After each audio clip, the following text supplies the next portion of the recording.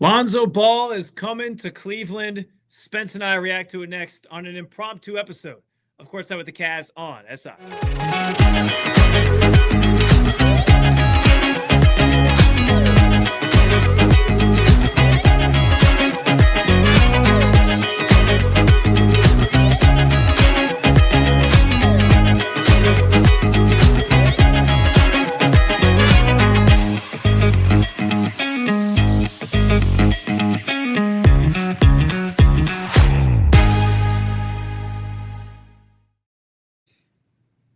Another episode of Courtside with the Cavs on SI, off and running. German, Spencer Davies with you as we have some news to react to, Spence.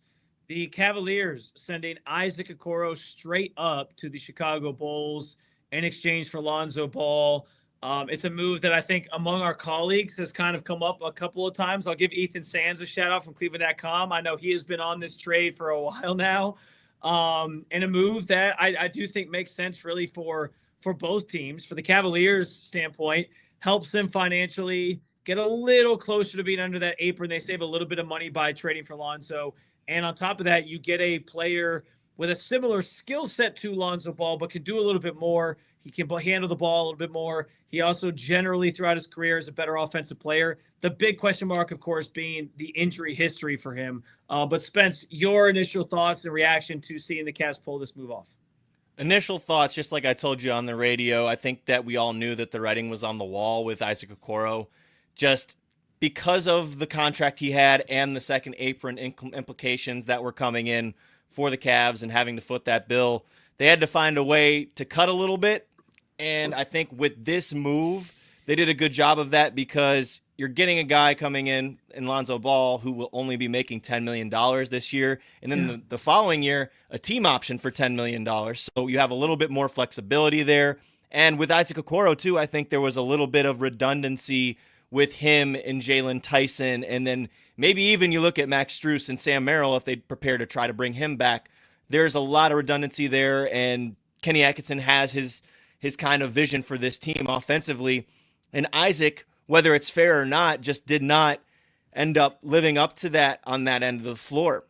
And what sucks is that he did start to find that stuff. He was being used in the short role, almost in a Bruce Brown type of role. He was playing really well offensively when he was healthy at the beginning of the season and did a good job of knocking down his threes, almost at that 40% clip. And then all of a sudden, he runs into Ben Simmons and he jams his shoulder. And then some of that progress is kind of pushing him down the ladder a little bit more.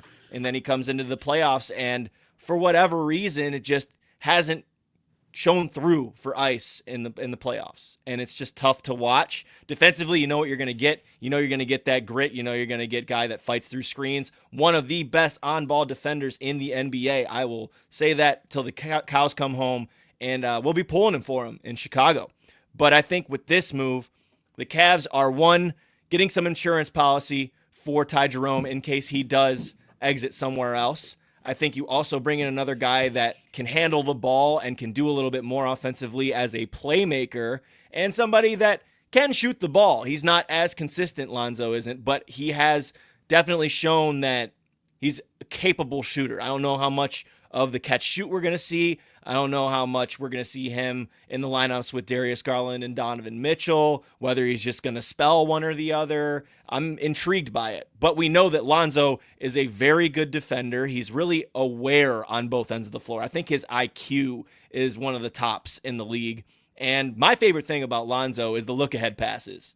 When guys get rebounds and he launches it up the court, three-quarters court, and he's able to rebound. And I think, again, going back to the IQ and the awareness, this is why this move was made. And, you know, again, good luck to Isaac in Chicago. I think he's going to do good. Yeah, and you brought up the Ty Jerome part of this equation. I know you and I were both reading before we jumped on here Shams Charanya's official reporting piece on this move. And in that piece, he has a paragraph that flat out says, quote, "For the Cavaliers, the Ball acquisition provides a fast-paced defensive-minded point guard with size at 6'6", as the franchise prepares to potentially lose Ty Jerome to another team in free agency." And I'm going to be honest, like, that's one of the first places my head went was, okay, the last couple days, Spence, this team has accumulated players who could fill that void potentially if needed by drafting Tyrese Proctor out of Duke and now adding Lonzo Ball, who's like a proven vet who can do that stuff as well. So I do find that kind of interesting that now not, and it's not to say they're going to lose Ty Jerome, but they've now positioned themselves in a way where it's like, okay, if we lose Ty Jerome, we think we positioned ourselves well, where we have a number of, like, we have an option A, an option B, or a plan B, a plan A, a plan B, a plan C for what that role kind of looks like and how we kind of address that if that's the way that this thing turns. I'm still inclined to think that Ty Jerome probably comes back because I think he likes it here. I think he wants to play with his buddy DeAndre Hunter. I think he knows that this team has a really good opportunity to chase a championship, but he might not get that with some of these other teams. But again, money talks, and he has a chance to cash in on what was a phenomenal season. So I can't blame him if he does go that route, but we'll see how it all plays out. But at least the Cavaliers, I think, now have multiple options to go to if they do, in fact, lose Ty.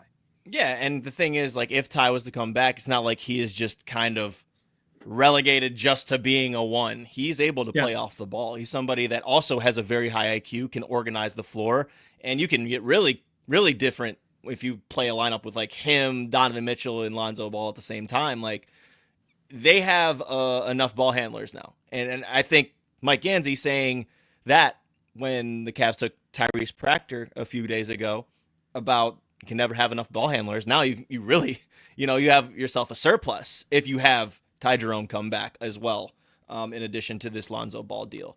I did want to touch on one thing with Lonzo that is a con. In the past 4 seasons, he's played 70 games. Yeah. That is something that you have to take into account here. I think that's also why it was just a straight-up one-for-one deal.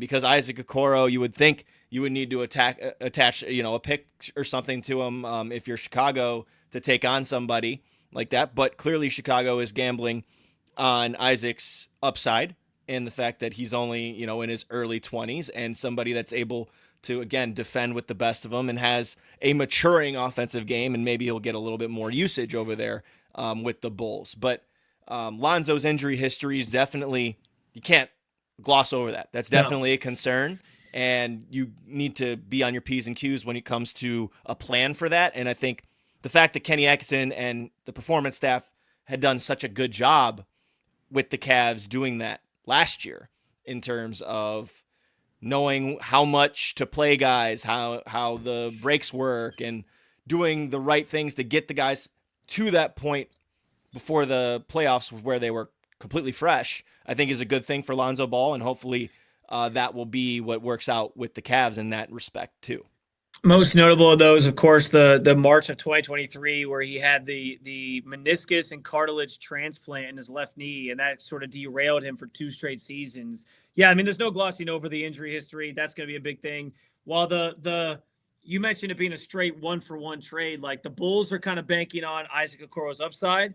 The Cavs are sort of banking on, well, hey, if this guy can stay healthy, we got ourselves a good player that can be a playoff contributor, that can bring something to the table more on the offensive end than Isaac did. And so I think that's probably the balance that led to why this trade worked for both sides. There's a little risk involved, I guess, for both in that way.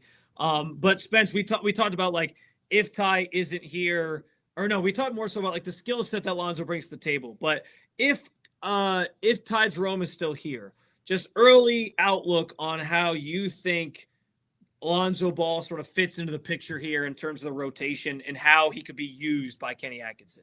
Well, I think Lonzo has earned the respect of a lot of people around the NBA, so he's going to be in that top 6, 7, right off the bat. I don't think that there's any you've got to earn it type of deal with Lonzo, because he's shown in the past. And my favorite Lonzo Ball came in New Orleans. I thought he was terrific in New Orleans defensively, and again, those looking ahead passes in transition were great. I think he had a really good season shooting the basketball with them, and then also as a setup guy and somebody that grabs rebounds. I don't know how much of his athleticism has been sapped from that injury history. I'm sure some of it has been, but it's not somebody that depends on his athleticism. And I think the fact that he can attack closeouts and create for his teammates and also get into the paint as well is really advantageous for the Cavs.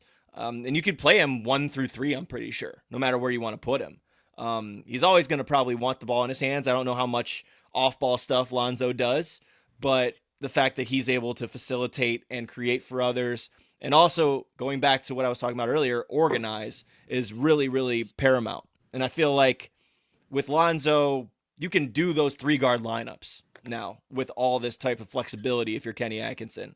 And I'm intrigued now by that possibility.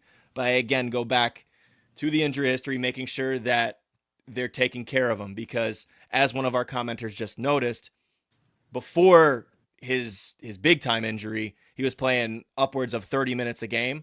He only played 22.2 last year. I'm going to correct him there. He said Ty played 19.9. Yeah. Lonzo played 22 a game last year, actually.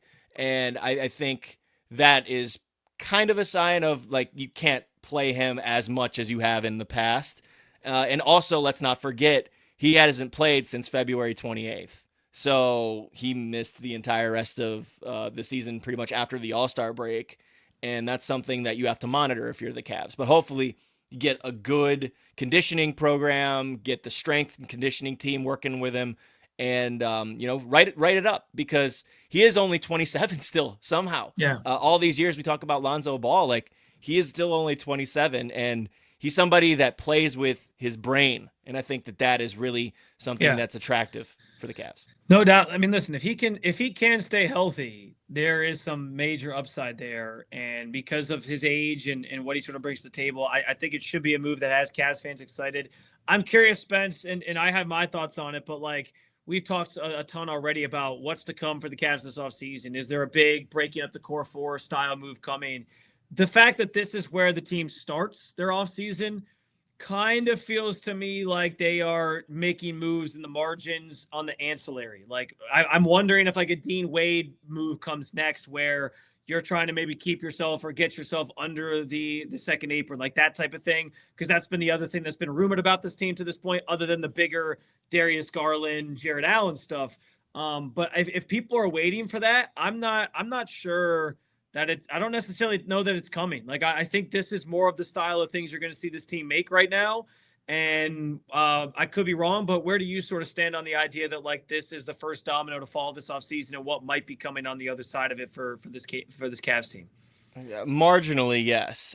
This could be obviously the only thing they do. Like, I know they have 4 open roster spots, and they got to figure that out. And then obviously comes with Ty Jerome and Sam Merrill. First, you figure that out, and then the minimum veteran minimums that they'll be able to hand out to other guys, and that's important. But I don't see too loud of an offseason. Like, would you consider this a loud move? Would you consider this particularly a loud move? No, I mean, to me, like, loud has to involve, like, a big name player. And I don't know that, like, Lonzo's a big name, but do I think Lonzo's like a star in this league? No. Like, I think, I understand, like, the prowess that comes with, like, he was a highly drafted player, and at one point he was he was projected to have probably a better career than he's had, and injuries have kind of derailed that. I don't know that I call this loud. Like, if it was a Jarrett Allen trade or a Darius Garland trade or something, sure, I think it'd be loud. I just kind of think this feels like a swapping of role players, and both kind of banking on, for different reasons, like the upside of either player. So I don't know that I would call it loud, but I agree that it feels like it's going to be more like in the margins type stuff for this Cavs team, at least at this juncture. Maybe they surprise me and tomorrow we wake up and we get a Darius Garland trade. I have no idea, but I don't think that's going to happen.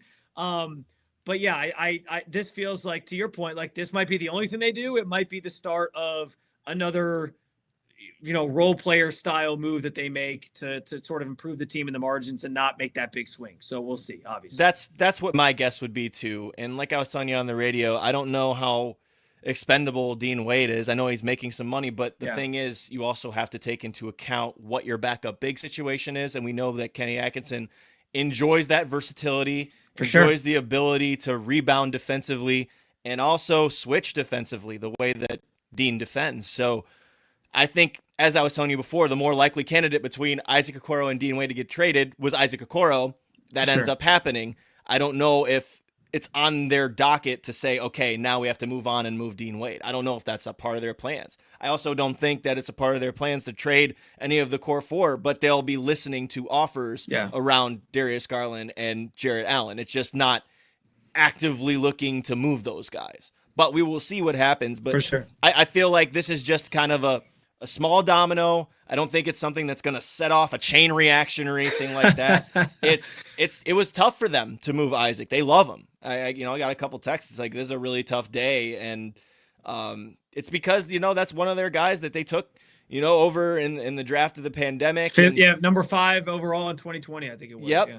And somebody that they spent time with. That he's best friends with like Darius Garland. How much that Donovan Mitchell adores Isaac Okoro. I'm sure I'll be retweeting a bunch of stuff today, just all the memories and stuff from the locker room and all that fun. But this is unfortunately part of the business, and they had to figure out a way to improve their roster. I think they did improve their roster by doing this. Agreed. And it's one of those things where it's not really too big of a move in terms of the second apron either. They pretty much had the same salaries, pretty much. Yeah. The way that they would save money is if they didn't opt into the team option that Lonzo has in the second year. They pretty much make the same amount of money. So this isn't a second apron, they saved a bunch of cash or whatever like that. Like, this is just player for player, straight up. And, Kenny's going to have some new toys to play with in terms of what the rotation looks like and the combinations. And again, I think it goes back to that 3-guard lineup possibility and having Lonzo out there defending.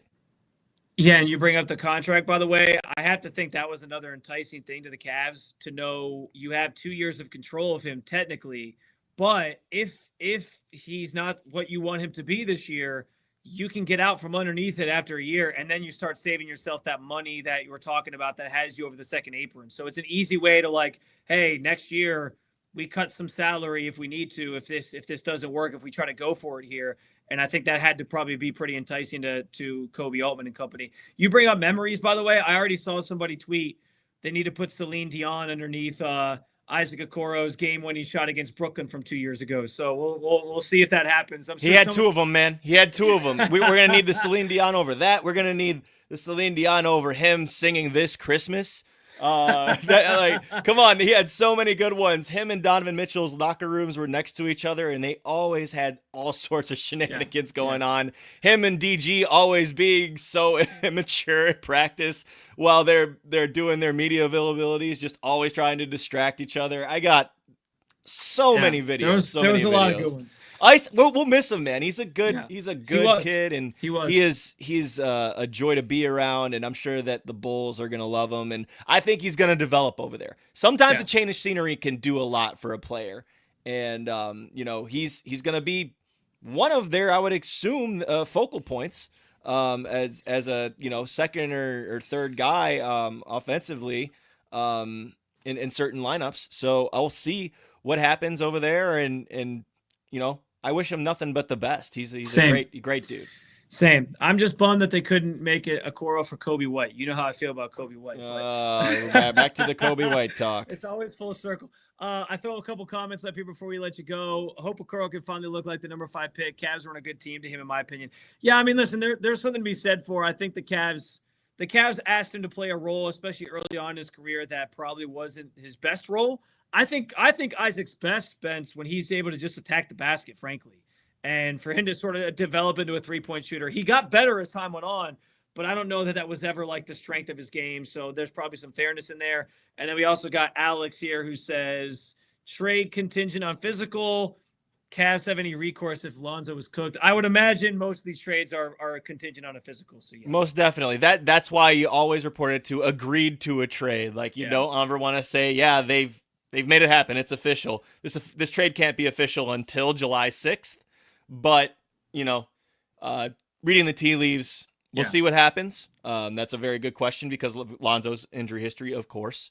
But I think that the Cavs did their due diligence on this. Kenny Atkinson is very, very much so involved on, knowing player injury history, knowing how to deal and treat that injury-related stuff. So I would trust them in this situation. And, we'll see what happens. But Lonzo, if you want any more, kind of thoughts I have on Lonzo, I just think he's terrific basketball mind. That's the one thing that comes to mind for me. And the fact that he's able to know the game while he's playing it at the same time and know what's coming. And that stuff's not dependent on athleticism. So the injury history wouldn't hurt him in that respect. Where it would hurt him would be moving your feet on the defensive end and making sure that he's getting around the floor the same way he was 4 years ago, pre-injury, offensively. So those are the things I look at. But you bring in a guy like this now as your 6th, 7th guy,